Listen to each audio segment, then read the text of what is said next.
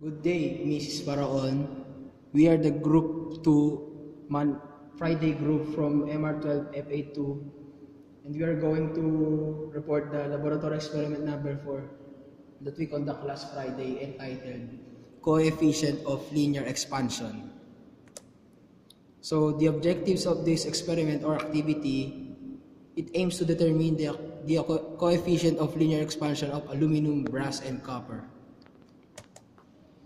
So for the intended learning outcomes of this experiment, the students shall be able to determine the coefficient of linear expansion of aluminum, brass, and copper by experiment. The second one is compare the experimental value against the true value of the coefficient of linear expansion of aluminum, brass, and copper by experiment.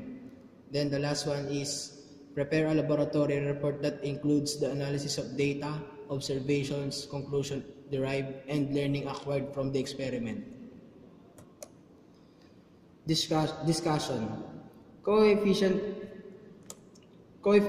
of linear expansion is defined as the change in any linear dimension per unit of linear dimension per degree rise in temperature.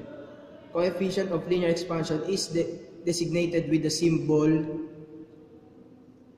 alpha. A solid possesses molecules of ceaseless motion. This body has a kinetic energy of translation, rotational, and internal vibration that when it is exposed to a higher temperature, the molecular activity increases.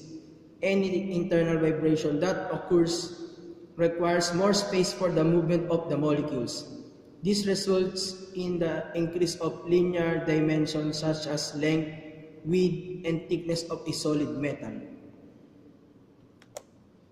So for the formulae of coefficient linear expansion is alpha is equal to coefficient of linear expansion, delta L is the change in length, then the L sub 0 is equal to length at the initial temperature times the delta T, which is the change in temperature. So these are the resources for the experiment that we conduct. So these are the apparatus that we use.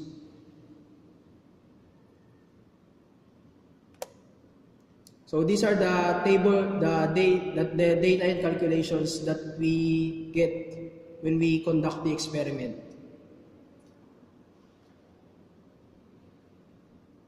So for the table 2, the coefficient of thermal expansion. For the copper, we get the percent differential of 39.69%, while for the brass we got 60.25%. Then for the aluminum we got 18.37%. So for the observation, through the whole experiment, we observed that the metals that we use as the subject of the activity are expanding, but we did not notice the expansion of the materials by our naked eye. It is only recorded by the use of the expansion apparatus. So for the conclusion, we concluded that in this whole experiment, the metals that we use in the activity expanded because of the heat came from the steam of the boiling water. Therefore, all metals will expand because of the presence of heat in its surrounding. So that's all. That is the final report. Thank you.